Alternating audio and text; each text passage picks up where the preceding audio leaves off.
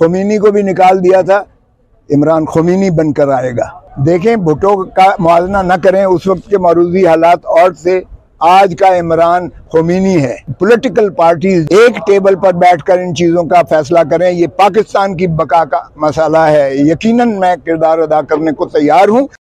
आज क्यों कमजोरी दिखा रही है सुप्रीम कोर्ट, क्यों कर उनको लैटिट्यूड दे रही है? अगर देखें न किया सुप्रीम कोर्ट ने तो सुप्रीम कोर्ट का अपना वजूद खतरे में पड़ जाएगा। अगर नवाज शरीफ के साथ कर सकते हैं, अगर यूसुफ रजा गिलानी के साथ हो सकता है, तो ये शहबाज शरीफ के साथ क्यों नहीं हो सकता? अच्छा खोसा साहब बताइएगा, ये जो फैसले में ताखीर है, इसका मतलब है कि अदालतें और जजेस प्रेशर में? देखें, मेरे ख्याल में अदालतों का जो इस वक्त बदकिस्मती से जो इनका अपना अंदर का जो इनके इख्तलाफात हैं, इसलिए अदालत कमज़ोर हो गई है। अगर ये अदालत के अंदर अपना खलफशार न हो तो किसी की जुर्रत नहीं है, यकीन करें, ये दूसरे दिन अंदर होता ये जो है अपना क्या नाम है प्राइम मिनिस्टर। तो ये बदकिस्मती से अंदर से लेग पुलिंग हो रही है और चीफ को इसलिए कमज़ोर किया जा रहा है। लतीफ़ खोसा साहब, ये कहिएगा कि आप वो बातें करते हैं जो कि खान साहब करते हैं, पीटीआई वाले करते हैं, तो क्या आप कोई ब्रिज का किरदार अदा कर सकते हैं आसिफ जरदारी और इमरान खान साहब को इकट्ठे एक पेज पर बिठाने के लिए, इत्तेहाद के लिए? काश मैं इस काबिल बन सकूं।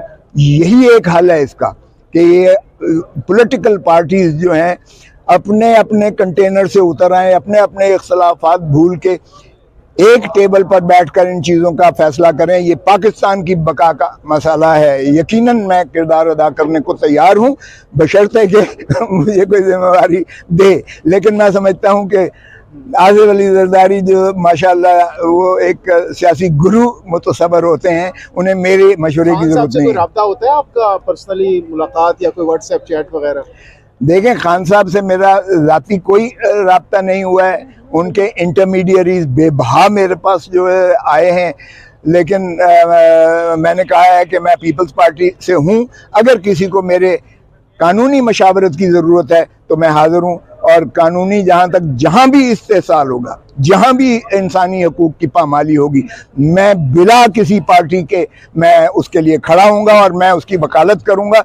मुझे कोई ऐसा जो है वो नहीं है मेरे ऊपर प्रेशर।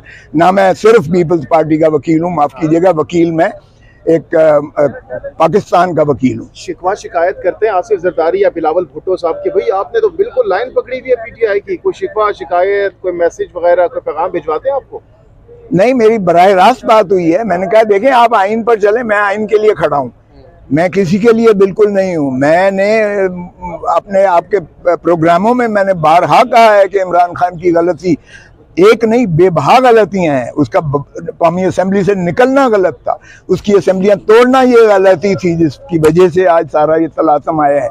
लेकिन हैविंग सेड दैट, मैं फिर भी कहता हूं कि भाई ये आइन पर चलो, आइन पर चलो, सीधे नाक के सीध पर चलो। अगर आइन से इनहराफ करते हो तो खाकम बदेहन ये हमारी रियासत खुदादाद पाकिस्तान खतरे में पड़ती है। इनहराफ हो रहा है, इसमें जरदारी साहब, बिलावल साहब या पीपल्स पार्टी भी शरीक है इसमें? नहीं, मेरा नहीं ख्याल। देखें, मैं कई दफ़ा कह चुका हूँ कि अगर ये इलेक्शन के तलातम में 5 लोग हैं जो शामिल आते हैं, एक आता है वजीर जो है खारजा, सॉरी वजीर दाखिला, जो कि राना सनाउल्लाह हैं, जो पुलिस देने से इनकारी है और जो कुछ करता है। वजीर दिफा ख्वाजा आसिफ, वो भी PMLN से है, वो कहता है रेंजर्स मैं नहीं दे सकता हूँ। सारे पाकिस्तान में इस वक्त सुन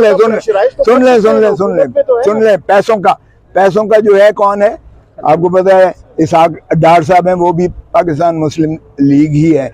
और वजीर जो कानून है वो भी आजम नज़ीर तारड़ है, जिसने रिटर्निंग ऑफिसर, प्रिजाइडिंग ऑफिसर देने, और इनका सारों का बॉस वजीर आजम नवाज शरीफ, शहबाज शरीफ है। और सॉरी निकल गया मेरा नाम मेरे मुंह से, नवाज शरीफ असल में वही है नवाज शरीफ जो लंदन में बैठकर सजा याफ्ता होने के बावजूद जो है फैसले। लेकिन खोसा साहब ये कह तो सकते हैं ना कि जरदारी साहब कि भाई आप अगर इस तरह करेंगे हम आपके साथ नहीं चल सकते, हम हुकूमत से अलहदगी इख्तियार कर रहे हैं। ये अनकरीब आ जाएगी, ये वक्त जल्दी आ जाएगी। आखिरी सवाल, जो मिलिट्री कोर्ट में ट्रायल हो रहे हैं, कोई गैर मामूली अनप्रेसिडेंट सेट नहीं हो रहा है? ये गैर आईनी है। मैं समझता हूँ सिविलियंस का जो है, जब तक वो किसी फौजी के साथ जो है उसको मुलव्वस होकर बगावत पर उकसाए ना, तब तक सिविलियंस का ट्रायल मिलिट्री कोर्ट्स में नहीं हो सकता है। और पहले भी APS का जब हुआ था تو 21ویں ترمیم کی تھی اور سنسیٹ کلوز جب وقت ختم ہوا تو 23ویں ترمیم کرنی پڑی 2019 تک کرنے کے لیے.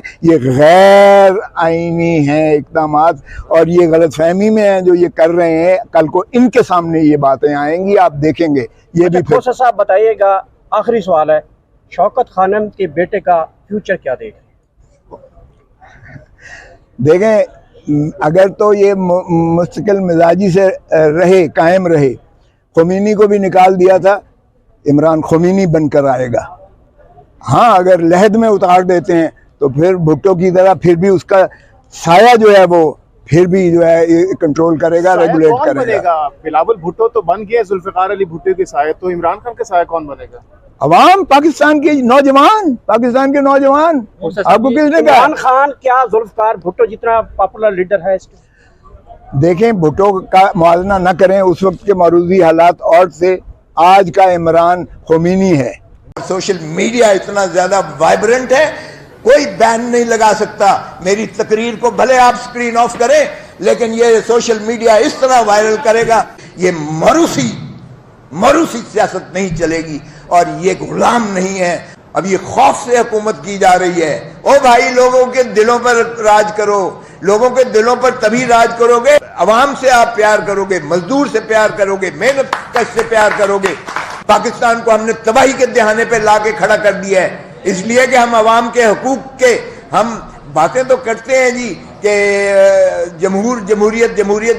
او بھائی, جمہور سے تو پوچھو, اور جمہور کو تو تم حق ووٹ کا بھی دینے کو تیار نہیں ہو.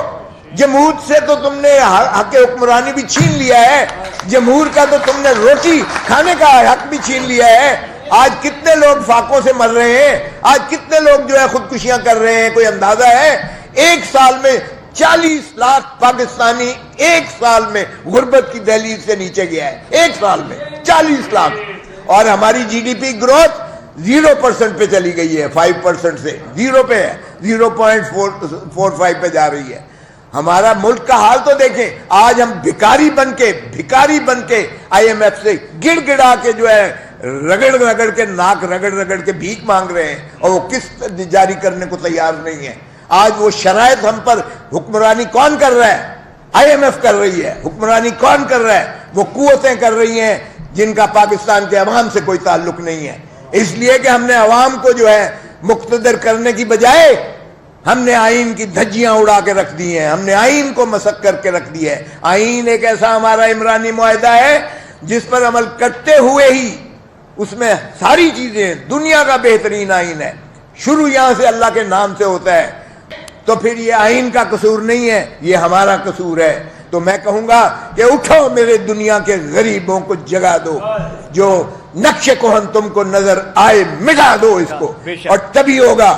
یہ سمجھتے ہیں کہ سپریم کورٹ کی توہین کر کے الیکشن نہ کروا کے اس ملک میں آپ مسلط کر کے, او بھائی یہ تو پھر فیسسٹ ڈکٹیٹر ضیاء الحق کے زمانے میں بھی نہیں ہوا تھا. پیٹ توڑے گئے, جس طرح دیواریں پھلانگ کر اس کی چادر اور چار دیواری کا تار کر کے اس کے بچے, اس کی بیویاں, عورتیں موجود تھیں گھروں میں. کبھی سنا ہے ایسا ہوتا ہوا؟ بھی کبھی سنا ہے؟ اور یہ ہمارا اسلامی جمہوری وفاقی پاکستان ہے, اور یہ آئین کی بالادستی. اور کس آئین کی بات کرتے ہو؟ ضیاء الحق والا آئین جو کہتا تھا یہ چند کاغذ کے ٹکڑے ہیں, نہ پاؤں تلے یہ ہیں, یہ پڑے ہوئے ہیں. تو یہ جمہوری حکومت کیا یہی کر رہی ہے اپنے اس آئین کے ساتھ, جو قرآن کریم کے بعد ایک مقدس ترین ہماری کتاب ہے جس نے پاکستان کو متحد رکھا ہوا ہے. باتیں کرتے ہیں, یہ 137 سال پرانی باتیں کر رہے ہو. آج بھی یقین کریں, یہ تو ٹھیکیدار کیا گیا ہے. بلوچستان کئی جگہوں پر سرداری نظام میں آج بھی زنجیروں میں باندھ جکڑ کے ان سے غلامی کروائی جا رہی ہے. آج بھی جاگیردار جو ہے, سرمایہ دار جو ہے, ایک جو ٹھیکیدار ہے, آج بھی دیکھیں تو وہ اسی طرح غلامی کروا رہا ہے. آج بھی 3 کروڑ بچہ سکول میں نہیں جا رہا ہے. آئین کہتا ہے 90 دن کے اندر الیکشن کرواؤ, تو کرواؤ. کیا جمہور سے بھاگ کیوں رہے ہو؟ او بھائی, جمہور عوام ہے, لوگ ہیں, مزدور ہے. آپ اپنا حق کے ووٹ دیں, یہ مزدور سب اٹھیں اور مزدور اپنے الیکشن میں اپنا حق ووٹ کا استعمال کریں. آپ کے پاس سب سے بڑی طاقت ہے اپنے حق کو منوانے کی, اور اپنا حق آپ تبھی منوا سکتے ہیں آئین کے تابع ووٹ جو الیکشنز ہو اس میں آپ اپنا بھرپور کردار ادا کریں اور اس شخص کو ووٹ دیں جو مزدور دوست ہو، مزدور دشمن نہ ہو۔ میں بالکل مایوس نہیں ہوں، یہ یقین کریں ان حرکتوں کی وجہ سے جو کچھ یہاں پارلیمان میں ہو رہا ہے، جو کچھ اکابرین کر رہے ہیں، جو کچھ یہ بیوروکریسی کر رہی ہے اور جو کچھ یہاں اس میں کر رہے ہیں، میں بالکل مایوس نہیں ہوں۔ مجھے یقین ہے انشاءاللہ اور اس نوجوان نسل پر جو 70% 35 سال سے کم عمر کے ہیں، ہمارا یہ بہت بڑا سرمایہ ہے۔